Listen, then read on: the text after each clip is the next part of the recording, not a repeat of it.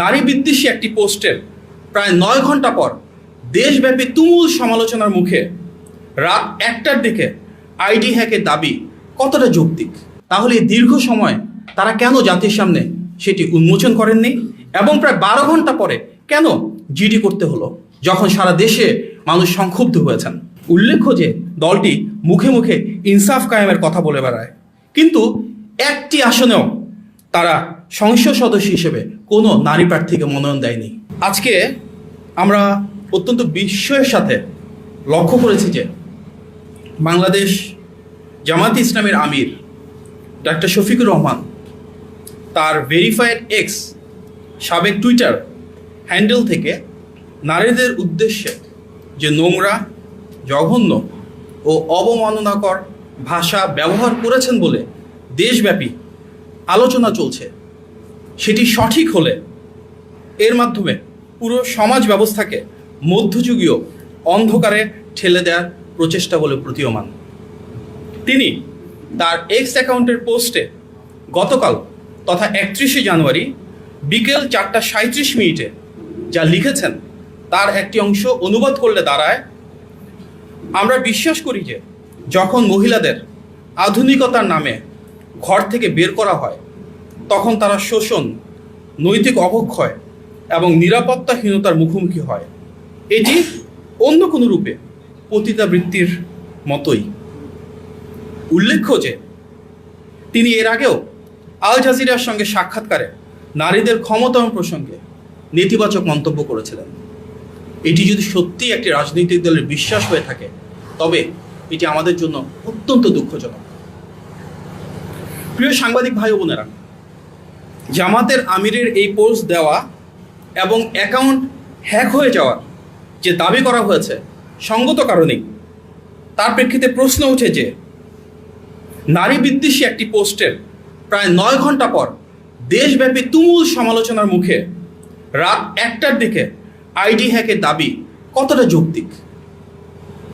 আমরা সবাই জানি কোনো গুরুত্বপূর্ণ বা ভেরিফাইড অ্যাকাউন্ট হ্যাক হলে প্রথম ও প্রধান দায়িত্ব হলো দ্রুততম সময়ে জনগণকে অবহিত করা, মিডিয়াকে অবহিত করা, যেন কোনো বিভ্রান্তি না ছড়ায় এবং যেন সবাই সতর্ক থাকতে পারেন। কিন্তু এখানে দেখা গেল সেই বিকেল প্রায় 4:30টার দিকে যে পোস্ট, সেটা জনগণের মধ্যে ক্ষোভ ছড়িয়ে পড়ার অনেক পরে হ্যাকিংয়ের দাবি তোলা হলো। এতে স্বাভাবিকভাবে প্রশ্ন উঠেছে এই দাবিটা আদৌ কতটা বিশ্বাসযোগ্য।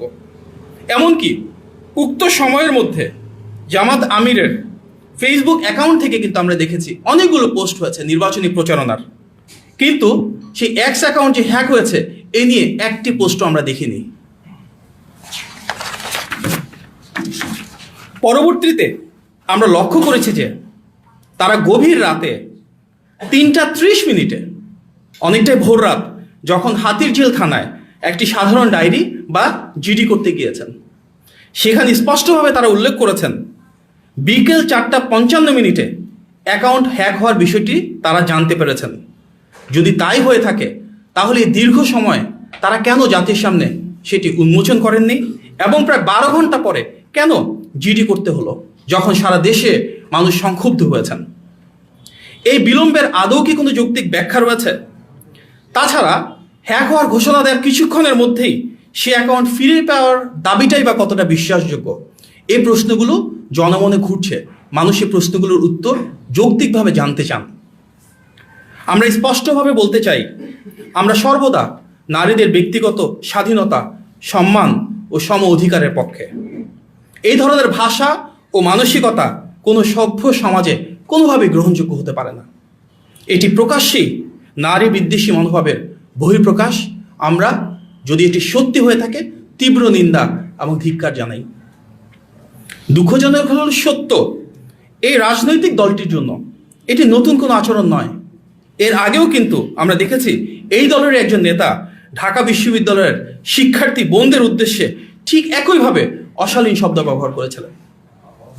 আমরা দেখেছি এই দলের প্রধান স্বয়ং প্রকাশ্যে নারীদের জন্য কর্মঘণ্টা কমিয়ে আনার মতন পশ্চাৎপদ বক্তব্য দিয়েছেন। উল্লেখ্য যে দলটি মুখে মুখে ইনসাফ কায়েমের কথা বলে বেড়ায়, কিন্তু একটি আসনেও তারা সংসদ সদস্য হিসেবে কোনো নারী প্রার্থীকে মনোনয়ন দেয়নি। বাংলাদেশের জনসংখ্যার অর্ধেকের বেশি নারী, অথচ একজন সংসদ সদস্য প্রার্থীও নেই এই দল থেকে যিনি নারী। এই বিষয়টি নিশ্চয়ই নারীদের প্রতি ওনাদের হীন মনোভাবের বহিঃপ্রকাশ। Next level, well done, side by side, free.